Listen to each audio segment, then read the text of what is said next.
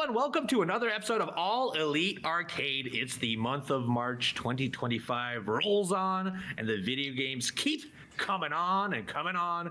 As always, I'm Evil Uno with my friend the Chugs. How you doing this week, Chugs? Yes, Uno, I'm doing great. I'm going to be honest, just thinking about this now, this just popped into my head. I can't believe this is episode 49. Next week is episode 50.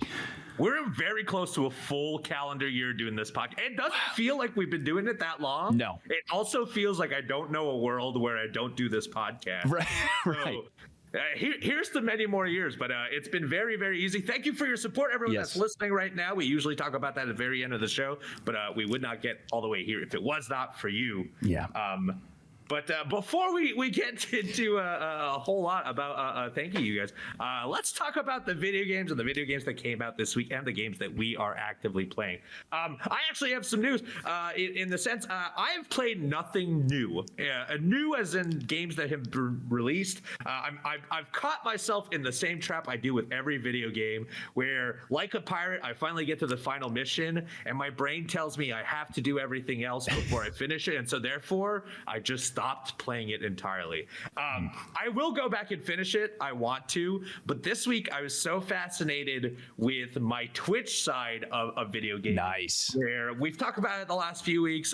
You have your 5-game cycle. I've decided I'm doing full collections of video games. My full collection right now is Donkey Kong, one of my favorite series. We're playing through DKC 1, 2, 3, Diddy Kong Racing, DK64, all the bongo games, Jungle Beat, and the 2 retroware games afterwards. I've actually did a lot of progress. So in the last week, I beat DKC 3. So Donkey Kong 3, now that we've beaten all 3 Super NES games, it's funny because Donkey Kong 3 used to get a ton of flack about being a very, very inferior Donkey Kong game. And I really? Yeah, when I was young. And I think part of it is it came out as the next generation was coming out. It was a very late entry into the Super NES. And so a lot of people at that point were already like enamored with the idea of like Super Mario 64 and 3D renders. But I remember, and even in like the grander scheme of Donkey Kong games, a lot of people are not very fond of the third one. And I never really understood why. I think it's really neat. It's very similar to 1 and 2. Level wise, it's practically the same. There's a little a change on the characters, of course. This time you got Baby Kong with Dixie Kong. Baby Kong is one of the more hated characters for some reason. He's very much just Donkey Kong. Yeah. He has no specialty to him. He's just wearing a pajama. There's really nothing wrong with him. But the thing that's very different from this one is it has an overworld map where instead of just going from level to level, you could traverse the map with vehicles and find little secrets, interact with shops, and then there's a sort of fetch quest between there's a bunch of bears who own stores who want a specific item, and much like some Zelda fetch quests where you'd have to go from one person to a person to a person to a person. This happens within Donkey Kong to get all the items to eventually get the 100% success rate, which I have not done. I only completed the game. But all that stuff I think is cool. Now replaying it, I'm starting to wonder like why there's so much hate for this game. It's a great game. It's got a great soundtrack. It's got incredible levels, but it is still an inferior game, I think, to 1 and 2. But those are like 10 out of 10s. This might be like an 8.5, a 9. So I've really enjoyed DKC 3. It's incredible. If you haven't played it in a long time, you should replay it. It's very, very good. But from jumping from that to the other one, and this was the one I was, the series of video games in Donkey Kong I'm the most scared of playing is Diddy Kong Racing, which I just started, and Donkey Kong 64. And the reason for that is I love the Nintendo 64, so I have very fond memories of it, but I have very, very precise memories about both of those games. I know Diddy Kong Racing is a jerk of an adventure mode. It is a fun game, but I remember the adventure mode being so frustrating that I would have anger fits when I was a kid. And I remember Donkey Kong 64, the problem with it, and I haven't played it quite yet, is that it is a collectathon, but it is the maximized version of one where there is so much stuff to collect. So I'm not super excited to get through that. But now that I'm playing through Diddy Kong Racing, I have so much muscle memory while playing it that I realize all the levels I have played all the levels, when you get to and I'll explain this, you play through all the races, you fight a boss. Then you have to go through all the races again, but with silver coin challenges. So you have to get first while constantly trying to get the 8 coins in the level. And the coins are never on the main path. So if you are barely winning at first and you have to get those coins, you'll never get it. So it's very, very difficult. And then you have to redefeat the bosses, but on a second phase where they go extremely, extremely fast and they shoot their weaponry at them. And all to say, I'm doing way better than I thought I was. Nice. But I cannot understand how a child could be right. It's so frustrating. Playing it, I feel like I'm the greatest player that's ever lived just completing it. But I'm actually surprised I've gotten this far. I'm at 75% of the game. Nice. I might, and I'm realizing it's hard now. There's a very good chance I hit that last 25% and now remember why I was so mad as a child. But it's been great. Diddy Kong Racing, incredible soundtrack. If you haven't played it in a very long time, it's still very fun. Also, a little information. There's codes in the game. If you did not know, you can play the single-player adventure mode in co-op, 2-player co-op with a code. That is how I would play it as a child, so go and do that. And then finally, please go. Sorry, all I was going to say is, Uno, I love Diddy Kong Racing so much, and don't get me wrong, I love Mario Kart 64. I do. But the most nostalgia I get for a kart racer is Diddy Kong Racing. I think I played that the most. And you're right. It's challenging. Some of those boss fights are hard, but that's so awesome. You're doing so well. Replaying it now, I used to like it more than Mario Kart 64. With the the battle mode from Mario Kart 64 is my preferred one. Yeah. But as an overall game, I think Diddy Kong Racing is a better game. And now having replayed Diddy Kong Racing recently, and Mario Kart I've played numerous times over the last few years, it's still a better game. It's a complete package. It's got a single player mode. There's unlockables. There's a ton of races. The music is incredible. Even the battle stuff has varied degrees of what you can do. It's very, very fun. Go out your way and go play that. And then because of Twitch, I was feeling really nostalgic. You know, I'm playing through Diddy Kong. I'm playing through Donkey Kong 3. It made me want more Nintendo games. And I had never beat Luigi's Mansion, the first one on GameCube, and decided, you know what? Maybe I'll just jump into it, see what it's like. In one day, I beat the whole game in like about one sitting. It might have been 2 sittings. It might have been 2 days, but I know one day I played the majority of it. I just sat there and just 100% to the video game. Luigi's Mansion is surprise, and this made me think about other games. But every person in the Mario universe has their own game now, except Waluigi. Right.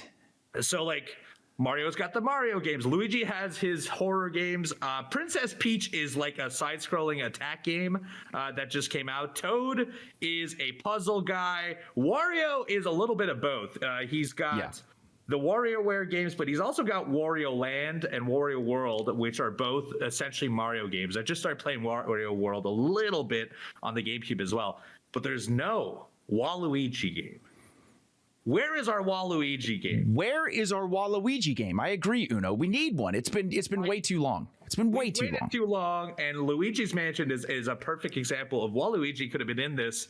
It's a horror game. His bad cousin should be in it. Anyways, all to say, very fun games.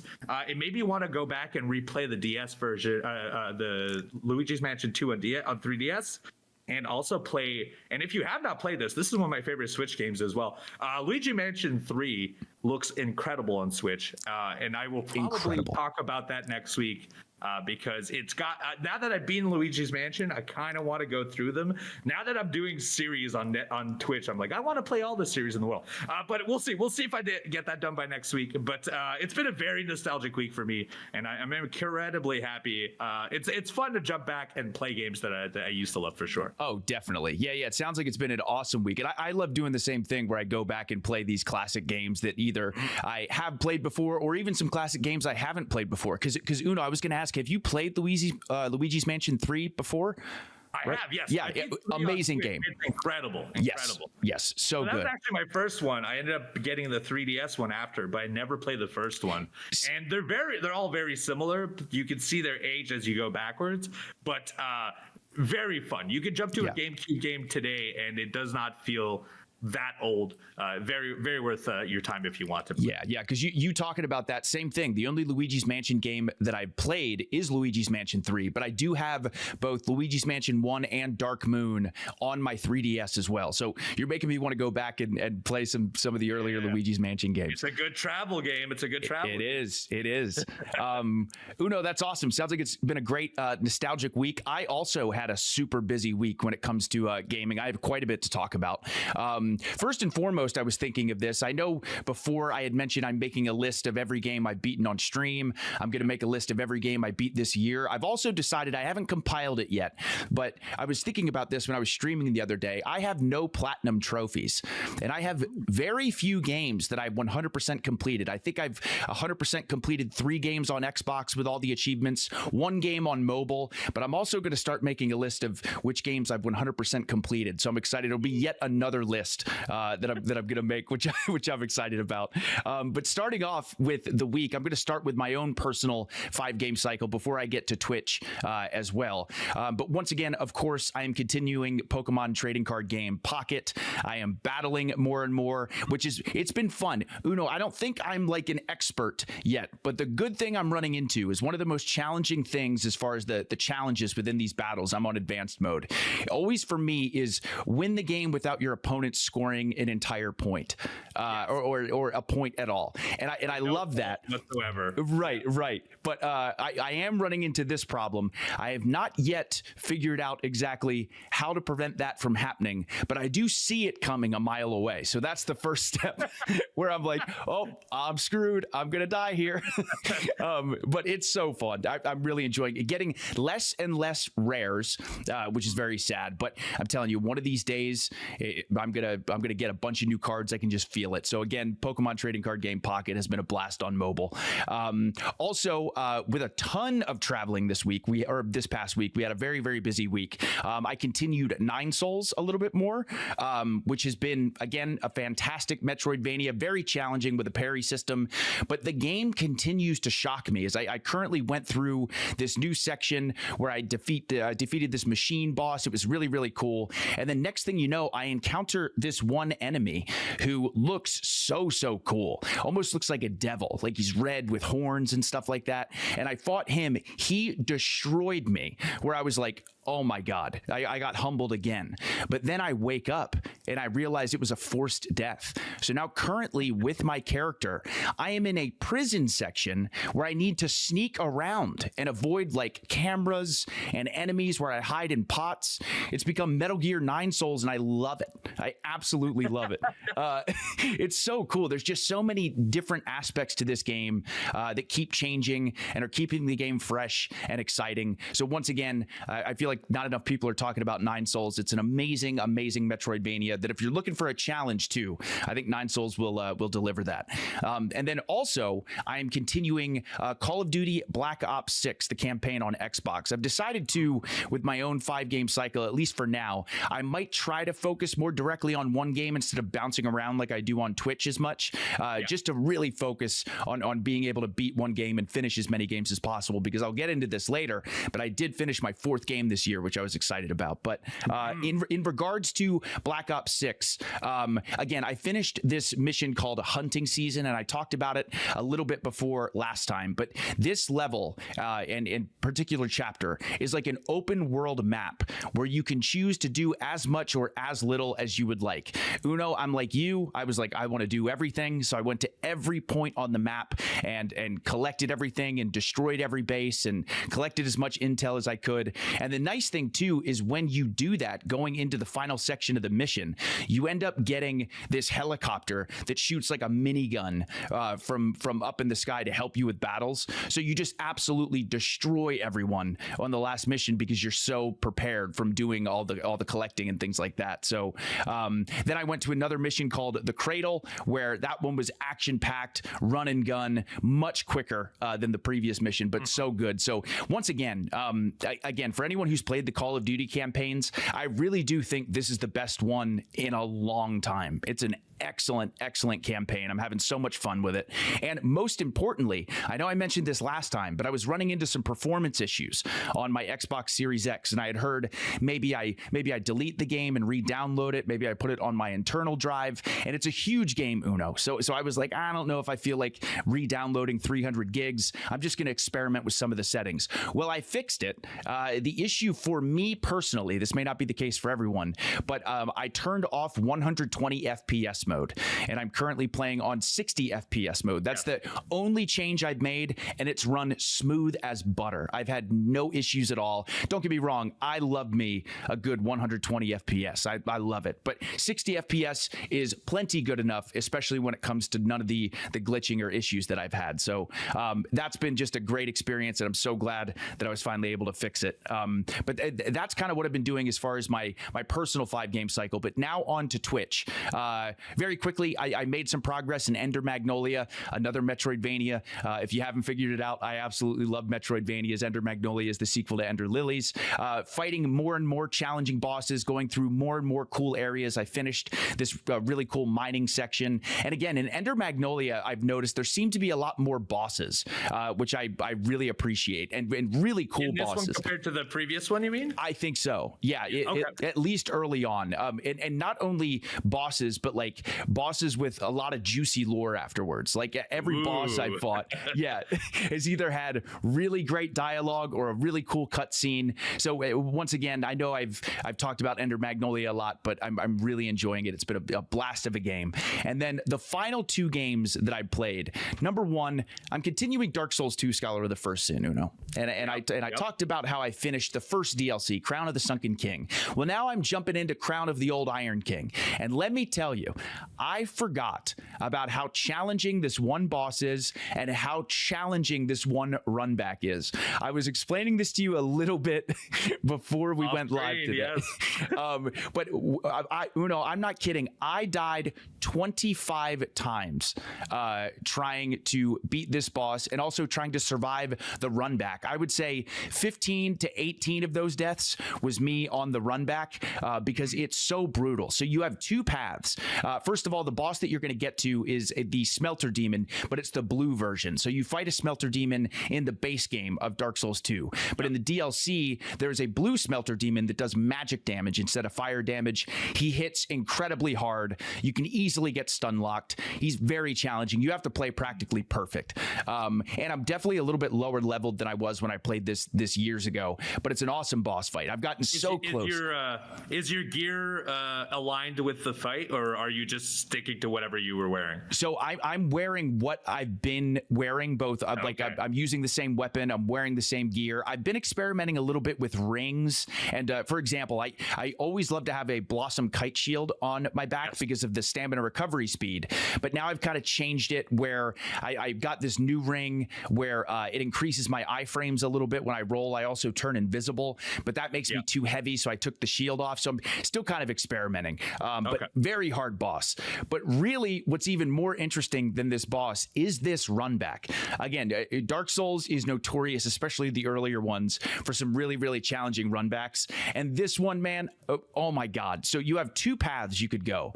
One path, you would have to take your time and fight like 20 to 25 enemies, where, again, at least for me, I've not gotten good enough where I can just run through that amount of enemies. There's sorcerers casting spells. There's huge enemies that hit you and stun lock you. It's really, really tough. So that would take about 15 minutes for me to get to the boss.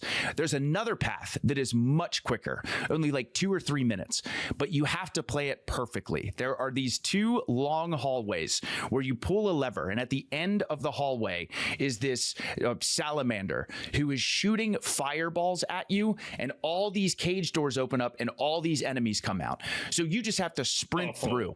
And this, it's literally designed to sprint through. If you were to sit there and fight the enemies enemies, the cage door closes. You have to run through.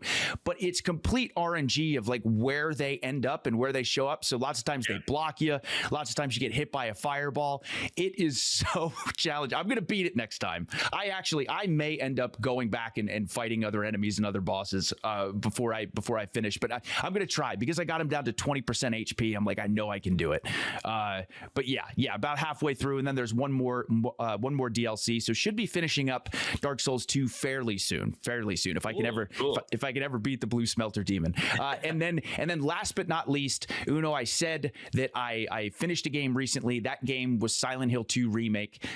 Again, I have talked to death about how unbelievably brilliant and tragic this game is. Again, I think Blooper Team just did an unbelievable job with this remake. The voice acting, the cutscenes. I think the final boss fight, they added some new stuff to that, and I think it was like really, really cool additions to that game.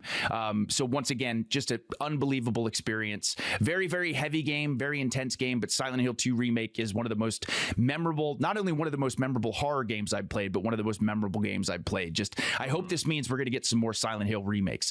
But speaking of other Silent Hills, I also started my first playthrough of Silent Hill 3, which is really exciting. So I'm only about an hour in, very, very early into this game, but I'm already loving it so much. It's definitely giving me Silent Hill 1 vibes. I've managed to avoid spoilers for this game for years and years, so I'm very curious to kind of see where it goes. But you play as this character named Heather, and once again, it seems like the cult is involved from Silent Hill 1. There, of course, is the other world and the normal world, but the monsters look disgusting and awesome. So Silent Hill 3 has been fun so far. I'll certainly have a lot more to say as we continue. But the only thing I did want to mention is I will say I think that the inner dialogue that the Silent Hill team has had for every character is so well done. Like when Heather goes and interacts with an object and the text shows at the bottom what she's seeing and what she's exploring, it is said in a way and in a tone, I'm reading it in a tone that I think she would say it exactly. And it was the same with James when he would look at items too. So I think that's like a thing that maybe not as many people talk about, but I do think the text and the inner dialogue that these main characters have just fits those characters perfectly.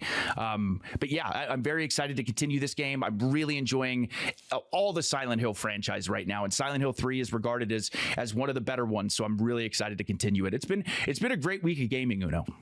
I'm really excited to hear more about it because I've never played through Silent Hill 3 onwards. I've only played 2. I've never even played 1. That might be a series I should go back to, especially we're going to have Silent Hill news that we're going to talk about very, very shortly. Yes, as well. we are. But what a week, man. We played a lot. You have a lot of games on the table. There's a lot of games on the table right now, man. A lot of games. It's a good problem to have. It's a good problem to have. A lot of games, not enough time, man. That's right. Oh, I would kill to not be I love sleeping, but I would love to be capable of not doing it so I could beat more stuff. Right.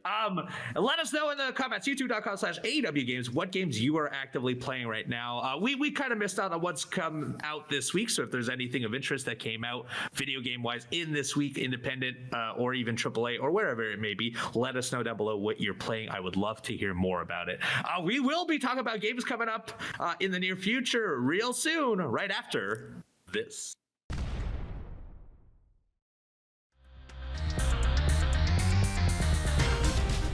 Welcome back. It is time for your news of the week. It's March. When this comes out, it'll be like March 17th, I believe. Yeah. 15, 16. Oh my God. I St. can't believe Patrick's Day. I know. Happy St. Patrick's Day if you're celebrating. If you're not celebrating, happy whatever you are doing with your time as well. I hope you're playing video games. Yeah. It's been there's been a lot of video game release news. But before that, we actually have a rumored one that I want to discuss because I think it is very important to discuss it. We talked about how Xbox Their next generation, what was teased previously, was a handheld console. That is still true. It would seem a handheld device is likely due sometime this year, and I'm very excited to see Xbox march into the handheld market because they've got Game Pass, they've got they've got so much experience building hardware that this should be a very, very interesting one. And I'd love to see what we're capable of playing on that. But the big news is less about their handheld, which is very cool, and more so about a rumor that has just come out that the Xbox Next Gen's console will be reportedly coming out in 2027. That is very soon. This is also on the cusp of, we had heard that the PS6 is likely around 2027, if not 2028. So we are starting to get rumbles of it. And plus Switch 2 is likely to be announced this summer or this spring, going into later this year. We're finally going to be heading into this next console cycle now, which will be, by the way, the 10th generation. This will be the 10th generation. It's crazy that we're this far ahead. And while I feel like it has already been like 7+ years at this point on this cycle, it does feel like it was short. This is about the length of all cycles. So yes. It is. Every time this happens, I'm like, really? Are we due for a new one? I'm having so much fun. Theoretically, we would be due by that time. That's around the rough cycle of what the consoles would be. Now, word is they're in full production to work on this console for the Series X successor, but the rumors are this, and this is where it gets interesting. This console is less so just a console. It will actually run Windows OS, and it will be more like a miniature PC. And while that's not the first console to do that, Steam released their own console that had their own proprietary OS on it. I think it ran Linux as well, where you could play Steam Deck, Steam games, and you could install other programs. This would be the first major one that resembles a lower end gaming PC. And here's the baffling part. The way Xbox has been, or Microsoft has been going in the last few years, they have made it very, very easy to play their games on PC and play previous games on PC. And they've even made their library accessible everywhere. You can play Xbox games on almost every console. I think there's a Halo game on Switch. That gives you an idea. Right. That gives you an idea of how vastly they've branched out. And they've invested in Game Pass on both PC and on Xbox. By making this allowed to use Windows OS, not only do we have Game Pass, but theoretically we would have access to install stuff that could go to a Windows OS platform, which would mean you could have Epic Games, you could have Steam, which would make it the best console on the market by far. And the baffling thing of this is, I'm a Sony kid, I'm a Nintendo kid. We're 2 years in advance, so I can't make this bold claim, but if they're the only console that is heading in that direction, I think Microsoft is going to win the next generation. This is big, like really, really big. If these rumors are true and this is indeed the route that they go, this is incredibly interesting. Already, Game Pass by itself gives you access to so many different games, but if Xbox released a high-end console, like you said, that can also have Steam and Epic Games and play all of these awesome titles, the library will be huge. And in addition to that, some of that library is going to be Sony properties that have made it to PC, which is wild to think about. It's wild to think about playing God of War on an Xbox, you know? Yeah, we're finally at that point. The only people that might be safe of it is Nintendo, who will likely not budge. But like, no way. Sony has spent the last 5 years making sure that their big titles, a year or so after they release, would be available on PC with heightened graphics, with heightened frame rate. I wonder, we talked a little bit about this before.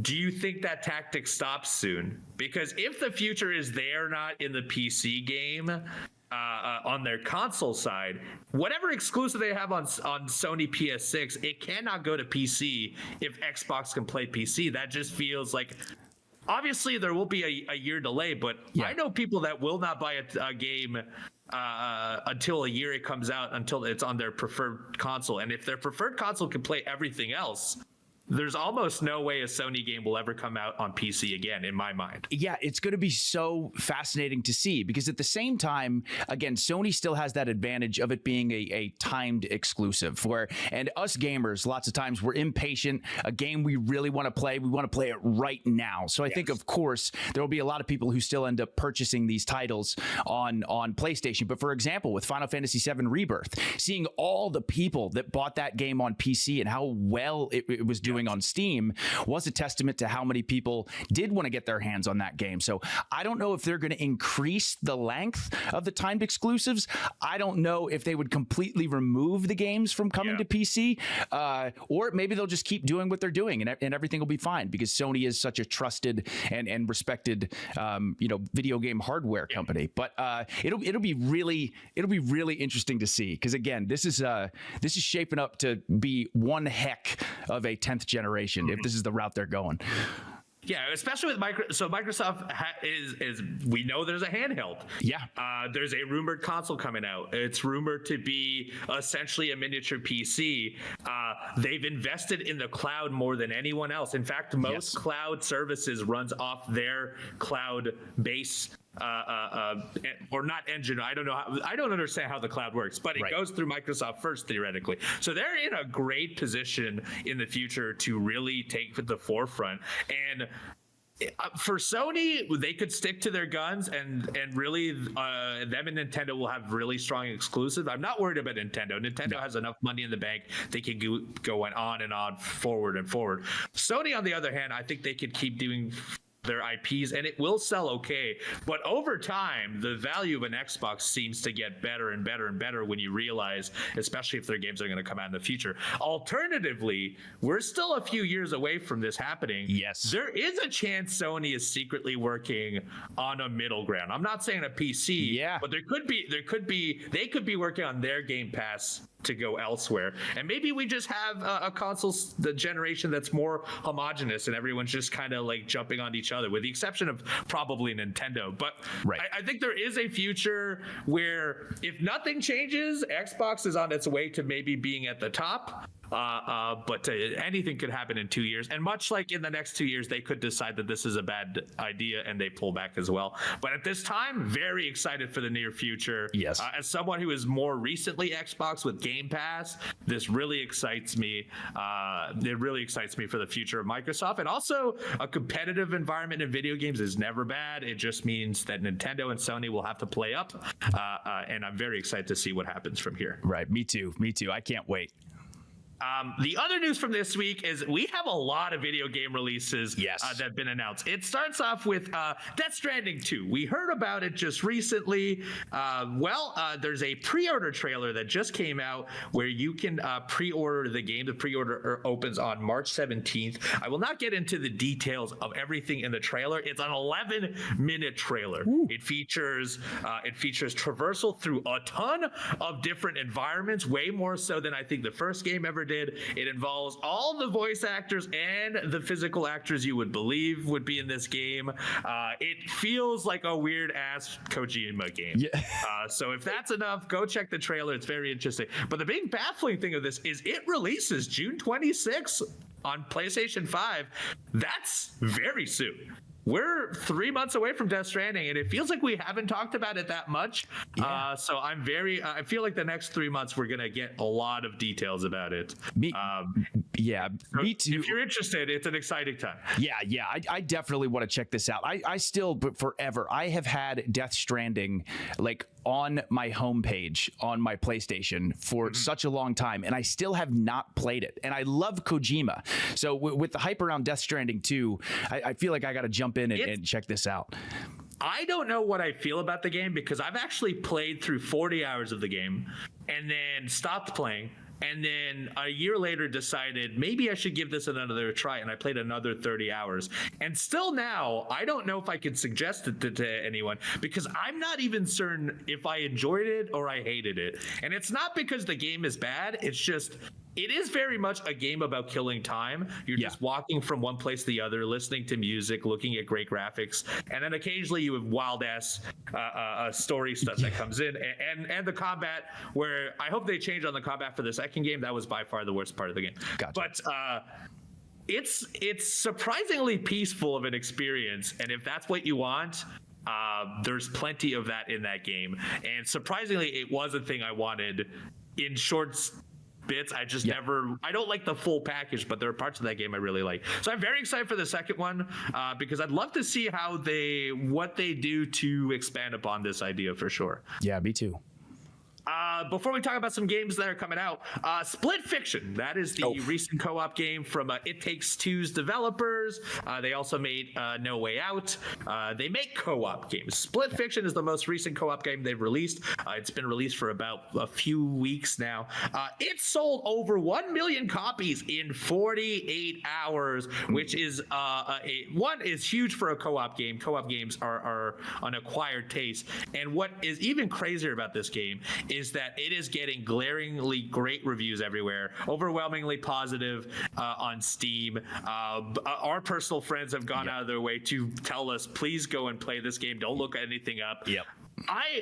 I'm very excited that a game in co-op is selling so well and is doing so well, because it's an experience I feel we don't have as much nowadays. Right, exactly. It's so true. But yeah, Uno, going off what you said, again, I've heard across the board and from personal friends, this is a 10 out of 10 game. Again, like you had mentioned, don't look anything up, just play it. It's incredible. And I'll tell you what, I did play A Way Out and I loved it. I played It Takes Two and I didn't finish it. I got so close to the end with Grand Pooh Bear, but that was also incredible. And I do want to say this because I was listening to Podcast Unlocked recently, the Xbox podcast, and Ryan McCaffrey had mentioned that he feels like the devs of this game in a lot of ways are like the new Telltale. And what he explained was obviously Telltale made the story-driven, decision-based games, and then these developers are making these couch co-op or co-op games. And what he meant is like every time they make a game in this genre, it's just the best of the best and they knock it out of the park. It's like they found this little corner of the video game world where they make their games, and they make them not only because not a lot of people make them, but they make them better than anyone else. And I just loved Ryan's perspective on that, because I agree. These devs, anytime they release a co-op game at this point, people are going to go, oh, it's going to be a classic. It's going to be great. It has to be. Yeah. So they've sharpened those tools like no one else, because most people that make a co-op game move on to a different game almost instantly.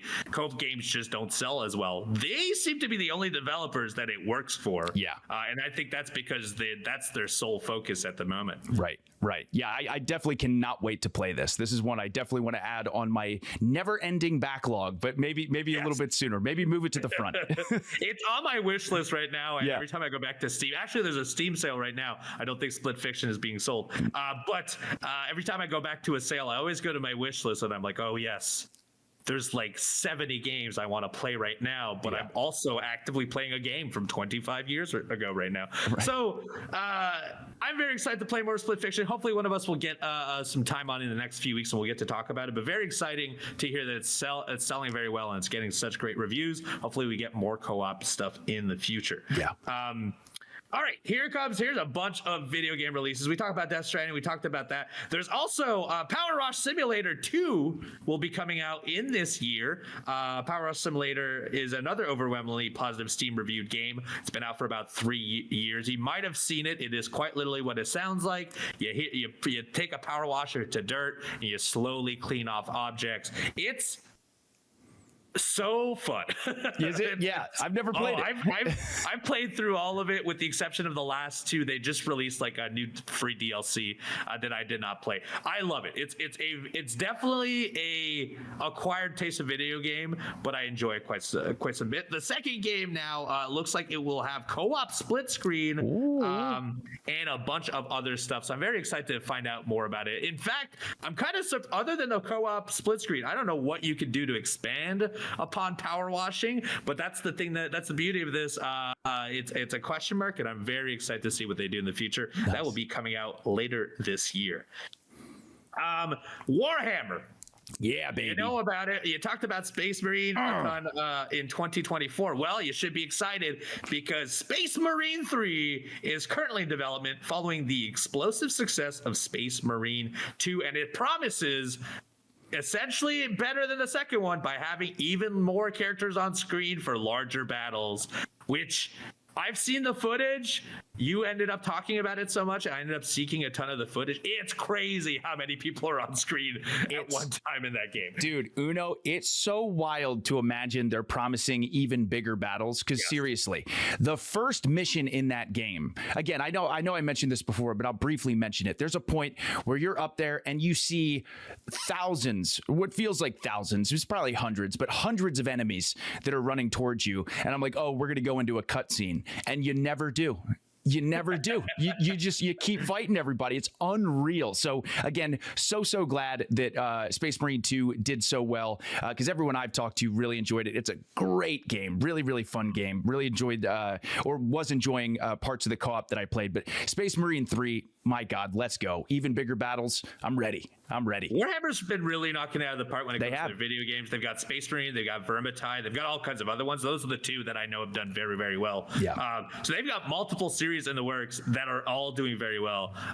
And on top of that, I'm assuming it must bleed over to physical buys too, because like Warhammer is mostly about the figures and selling those figures as well. So I really wonder if the fact that they've been overtaking the video game world, if that has led to more sales of Warhammer figures as well. And Uno, I'll tell you, my first experience with Warhammer was Space Marine 2. I had never played a Warhammer game before, so this was my introduction into that world. And now that I'm in, I'm not ready to leave. I'm ready for Space Marine 3, dude. I could suggest Vermintide 2 then. It's a first-person hack and slash by them that is very good. Nice. Oh, I got to check that out.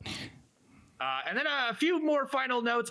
One is there was a rumored Elder Scrolls 4 Oblivion remake in the work. Well, it would seem that is true, and it's reportedly set to be revealed and released soon. Oh, wow. Which is crazy to think. Because that seems like a rumor that's been going on for years and never felt like it had much weight to it. Well, it finally seems like it's going to be happening. I've never played. This is going to be bad. I've never played an Elder Scroll game. Oh, really? I didn't play Skyrim. Wow. I didn't play Oblivion. I didn't play Morrowind. I haven't played any of them. Oh man, well I have played quite a bit of Skyrim, but man, I also Uno have not played Oblivion. But I was talking to my brother about this, about the rumors of like Oblivion maybe being re-released, and he was so over the moon about it. He said that when he played Elder Scrolls 4 Oblivion for the first time on his Xbox 360, that's when he felt like, oh my God, Xbox is the best. Like that game made him fall in love with the Xbox franchise, let alone the Elder Scrolls franchise. So I know this game is so adored and so loved by so many people. I know how important it is, how important of an Elder Scrolls game it is. So I definitely am going to check out this remake if and when it eventually drops. I can't wait. And then finally, this piece of news, we actually teased it earlier. You talked about finishing Silent Hill 2 remake. It started Silent Hill 3. Well, Silent Hill actually came out with a Silent Hill transmission, which is essentially their little video package of Silent Hill announcements. And really, it all boiled down to a video game announcement called Silent Hill F, which looks like it's going to be a Silent Hill game focused and set in 1960s Japan. Yeah. They released a reveal trailer for this. My understanding, there is no date as to when it will be coming out just yet, but it will be released on PS5, Series X and S, and on PC. You got to watch this, correct? I did. I watched the reveal trailer, which is about 2 minutes long. It's incredible. First of all, graphically so impressive, which adds so much to the horror. But even the little trailer that they showed, this very much feels like a Silent Hill game, almost like a traditional Silent Hill game in a lot of the way, or in a big sense. But Silent Hill F looks so interesting. I love that it's taking place in Japan.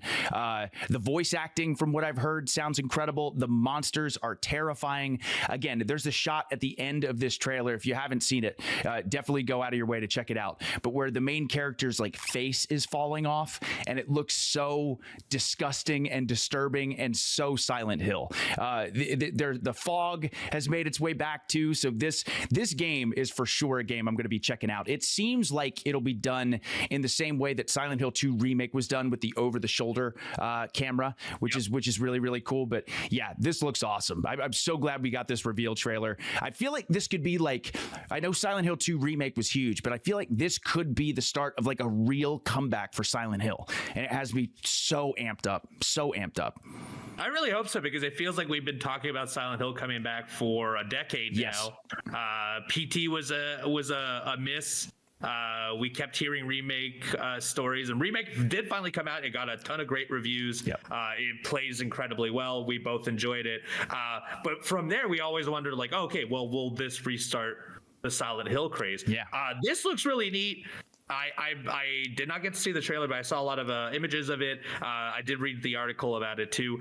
They talk about how they want to find beauty in horror. Essentially, they want the setting to be so incredibly gorgeous, but also simultaneously at the front end is the monsters that are disgusting. So they're really trying to have a tone of gorgeous settings and incredibly grotesque monsters. And they did say also that they will be focusing very heavily on their music, including it has a longtime Silent Hill composer, Akira Yamaoka. But also, if you played any of the other Silent Hill, or you know of Silent Hill, music has always been a very important part of it. It's an atmospheric game, and a lot of the songs, especially from 2 and 3, have gone on to become regular themes and music that everyone has loved. So very excited for this, for sure. Yes, absolutely. And that description of beautiful environments and horrifying monsters, that describes it perfectly. That's kind of what that trailer showed, which has me excited. And then also, just for Konami in general, I'm hoping this is the start of kind of like what Capcom has done with Resident Evil, where they're remaking some of the older games and then also making new properties that are awesome. Please. Man, if we get another Silent Hill remake, like a Silent Hill 1 remake, and then there's something after Silent Hill F that's like a whole new story within the Silent Hill universe, I hope this is the start of Silent Hill. I know I just said this, but seriously, it's one of the greatest horror franchises of all time. It needs to make a comeback, and I'm so glad it's getting all this attention and love that it deserves. This is a larger subject we could have at some other time, because I know both of us have limited time. But Capcom doing this led to Konami doing it with Metal Gear Solid 3, and likely going back and doing more of their games as well, because there's no way you're making 3 and not going to try to do 1 and 2 again, especially with 2 being so current with current climate and stuff. I feel like if you're a developer that has 40 years of video games, you should all be doing the Capcom way. It is, to me, who has loved all the Resident Evil games before, this is my preferred method of playing them now. I'd much rather go back and replay the remakes. They're incredible. They're incredible. Even Silent Hill Remake 2 is incredible too. So I'm hoping they go that way. Konami seems to be going there with Metal Gear Solid 3. Give us more of that. Honestly, it's there was a point where I was like, stop making remakes because they were lazy. Well, we've now seen examples of remakes not being lazy. That's what I want for every remake humanly possible. And so I'm hoping we get more Silent Hill remakes, but at least we're getting Silent Hill F, and that looks pretty sweet. Hopefully it will be coming out later this year, but we'll see. More news to be had as the year progresses. That's it for news this week. I'm sure we missed some stuff. If you think there's any news pieces we should talk about next week, youtube.com/AEW Games. Put it in the comments down below. Evil Uno will read them, and then we'll bring it up next week if there is anything of importance. Now, though, it is time for our favorite segment of the week, right after this.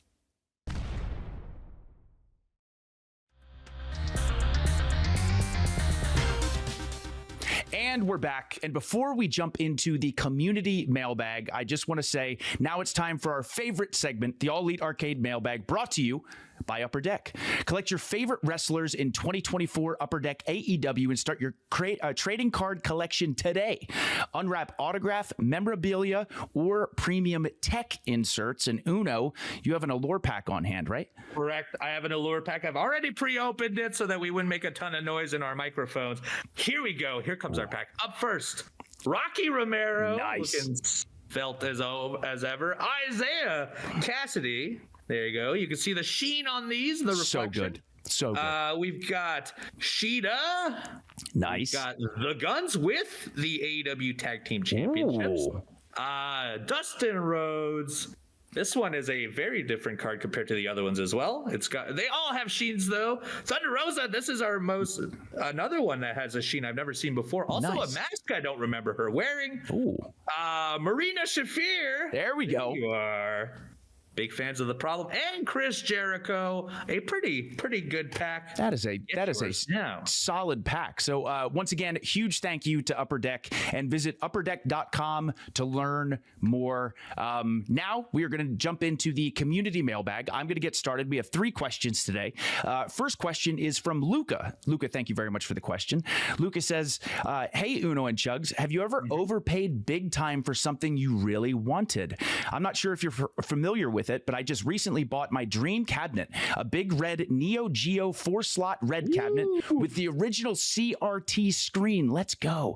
These machines use cartridges, and it came with a 161-in-1 Neo Geo games cartridge. That's amazing. I paid about $500 more than I wanted to, but I couldn't resist. Luca, thank you very much for the question. Oh, great question. I'm jealous of that purchase, by the way. That is incredible. Incredibly jealous. That sounds like such a cool collector's item to have. So cool.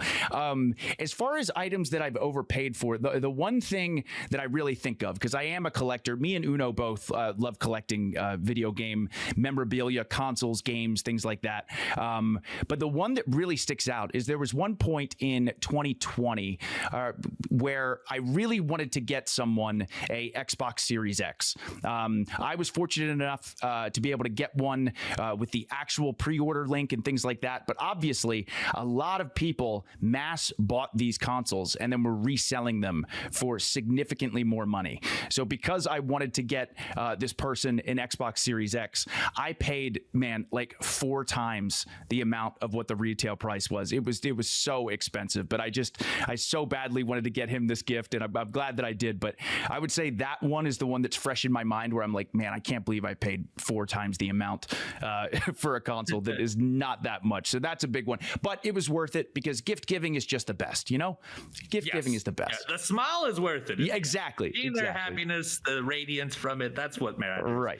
I'm also a collector, but I have a pretty... I don't mind spending money ever. In fact, I spend too much money on most things that I would. But when it comes to collecting, I have a very hard time spending more than what I think the value of a thing is. And so a lot of my collecting is pretty much at price you would think. I do have an FF7 in disc with manual, no box, but that cost me $60+ and while that seems pretty high, it's actually not that high when you consider that's likely the price it came out as when it came out, and they're fairly rare. So that's like one of the more expensive but not really expensive things I have. But recently I've been doing this Donkey Kong business, and I have to buy the bongos.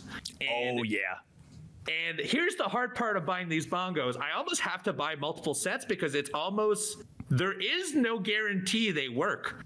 Right. And so I've seen them from $25, which is not steep. It's like a decent price, all the way to $350 for them. And so I've yet to receive them now, but I'm starting down low, and I'm hoping that the first one will hit and I never have to get all the way up here, because realistically, I don't want to pay more than $50 for these. Right. But I have a feeling I'm going to pay someone upwards of $100 probably, because there's not a lot of them out there. 2, it is very difficult to find a set that works and is operational, and I need it. There is no alternative to it to play these bongo games. So no, at this moment, not an expensive purchase, but it may be very well expensive in the next little while. Sorry, I had no other examples, but that is my example for this week. No, that's a good story. You're talking about Donkey Kong bongos, dude. That's a great story. It's relevant. Yeah, exactly. Luca, thank you so much for the question. I appreciate it. The next question is from Ray. Ray says, "Hey, Chugs and Uno, you guys have spoken a lot about your time with Pokemon TCG Pocket. We sure have. Yeah. But I'd love to know what your go-to decks are. Thanks, guys. Oh, if I can. I do. I think it's funny. I did way more battling than you did. Yes. And now I think we've inverted. Now you do way more battling than I do. But when I battle, I've made my own custom deck that I am not comfortable with nowadays. Now that they added the new cards and stuff, my deck is not tailored for stuff anymore. But I like to do the rental decks a lot, and I take Brock's deck a whole lot. And I don't know why, but it's gotten me a lot of success when I've played it, and so I go back to it a lot. And a lot of times they'll give you suggested rental decks. It's almost the guaranteed way to do it. But if I'm just going to do a battle on my own, I usually end up renting one of those or building it off what the Brock deck is. Nice. Yeah, the rental decks are so useful. I also, though, I have not yet made my own custom deck from scratch, actually. I really do want to do that at some point, but normally I do when you unlock the amount of cards needed, and it gives you a deck that you can actually build when you own all the cards. That's normally what I use with the My Decks, where you build from within the game. But my favorite deck by far is the Nidoking and Nidoqueen deck, the Darkness deck. I love this deck so much. When I figured out how Nidoqueen will do 130 damage if a Nidoking is in your party, I was like, oh, it's over. So it's so fun to go through a battle and be constantly worried about getting your Nidoking leveled up and your Nidoqueen leveled up just to try to get that super high damage. So I love the excitement of that, of building that deck throughout a match within the game. But yeah, I love that deck. There's a lot of really cool decks, like the Mewtwo deck is awesome. The Pikachu deck is awesome. Charizard, Blastoise. There's so many different cool decks. But my go-to is Nidoking and Nidoqueen deck. I want to do a quick shout out. There's a fighting deck that has Hitmonlee and Hitmonchan. Oh, and yeah. Hitmonlee fights not the main character, it fights the row of enemies at the top hand, and I have found a ton of success having that in my back pocket to switch over, because a lot of times you'd face computers not so much, but when you're facing a person and they know their card is about to die, they'll retreat their card, and almost guaranteed when they do that, my next round I'll switch to Hitmonlee and aim at the retreated card, because likely I'm capable of beating it. There's a lot of cool decks in this game. There is. They've really built it properly. Obviously, it's been built off the previous card deck games, but like, if you're not playing the battles in Pokemon, there's a lot of fun to be had there for sure. Oh yeah. Ray, thank you so much for the question. Incredible question. And last but not least, G-Man, thank you for the question. Hey guys, this question is geared for Chugs, but it's open to Uno as well. If Halo never existed, how would your life as a gamer have changed, and how do you think it would have impacted the industry? Ooh, okay, I'll go first because I have mine has very low impact. I actually didn't own an Xbox and didn't own Xbox 360 when they came out, and so Halo to me was nothing more than a game I occasionally played Halo 2 multiplayer at my college or at my friend's house. And so to me, it has no lasting appeal. I understand its value and I understand the weight of it, and I've played it now, and so I know how good of a game is. But to me, I was so much a Sony and Nintendo kid, I think he would have done absolutely nothing different, other than there would probably be a long lineage of first-person shooter games that probably would have never come out, because after Doom, there was a huge blank of time where first-person shooter games just never got the same attention as Wolfenstein and Doom did. I think Halo reignited first-person shooting. So I think that as a style was made from Halo, but to me, it would have almost no effect if I didn't get to play Halo. Yeah.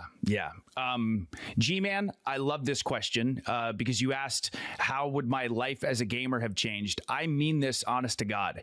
If it wasn't for Halo, I don't think I'd be doing this podcast right now. If it wasn't for Halo, I don't think I'd be Twitch streaming. Halo is the most important video game franchise to me as a gamer by a mile. To answer the question first in regards to the impact of the industry, similar to what Uno said, Halo really skyrocketed FPS games on console. console. Before that, it was predominantly on PC. Obviously, that really kicked off Xbox Live and the success that had with Halo 2 and things like that. So incredibly important. It'd be interesting to see where the FPS genre would be without Halo going forward. But for me specifically, again, I casually gamed my entire life. And I know I've told this story before, but I love talking about it. But I casually gamed my entire life. Video games were always a part of my life, and I always really enjoyed them. But I wouldn't say I became truly passionate or obsessed or like a hardcore gamer or anything until 2015 when I got the chance to play Halo 5 Guardians on my brother's Xbox One. And I will never forget, I stayed up until like 8 in the morning, beat the entire campaign. The next day I went out and bought a Halo 5 Guardians Xbox One, which was the first console I bought with my own money. We always had consoles in my house because my brother loved video games, or we got them as gifts and things like that. But, as an adult, to go out of my way to go and buy a console, and that opened up my eyes to not only, I went and played through all of the Halo campaigns, which I had been somewhat familiar with, but it opened up my eyes to all these different games. I became so passionate about video games thanks to Halo. It is the most important, the most special, and in a lot of ways, my favorite gaming franchise in the entire world. So Halo means everything to me. And again, I just can't imagine being a gamer without Halo. Well, there you have it. Great question, by the way. We greatly appreciate all the questions today. If you want your questions answered on a next episode or a next edition of our fan mail segment, you can go to tbs.com/arcade mailbag. That's tbs.com/arcade mailbag. It's available to North America only, so do that if you would like your questions answered. And we really greatly appreciate when you send your questions. Yes. It is by far our favorite part of the show. Definitely. I love reminiscing, and I love also answering trivia stuff. So very, very, very up our alley. So please do send your questions. And thank you to everyone else that has supported. Our episode comes out every single Monday. You hit that follow button down below to be notified of when our episodes will come out, but they come out every single Monday morning. If you want to see the YouTube feed, the video feed, and see our beautiful faces, that's youtube.com/AEW Games. That happens at noon Eastern Standard Time. Hit that subscription button because there's also MXM show. Bronami Code comes out on Thursdays. You can also find them, Bronami Code, on twitch.tv/AEW Games Monday nights, 9 p.m. Eastern Standard Time. Occasionally, we are there as well. We're also on Twitch. You can watch me play through the entirety of Donkey Kong's series. I'm now at Diddy Kong Racing. By the time you get to a stream, I'll probably be finishing that, or DK64. That's at twitch.tv/EvilUno. Chugs? Yes, and you can find me at twitch.tv/thechugs. Once again, going through that 5-game cycle. The next stream, I'm going to be playing some more Witcher 3 Wild Hunt, which is exciting. I'm getting so close to beating Paper Mario: The Thousand Year Door. Gonna die a bunch in Dark Souls 2 Scholar of the First Sin. Continue an amazing Metroidvania in Ender Magnolia, and of course experience my first time with Silent Hill 3. So once again, twitch.tv/thechugs. If any of that sounds fun, please feel free to come hang out. We love video games over there. We love video games everywhere. And yes. If you love video games, make sure you hit that follow button. We appreciate you all for the support. Almost a whole year running on the podcast, and we are eternally happy and eternally grateful to you all. We will be back next Monday with more video gaming and more video game podcasting. Have a good one, and bye-bye.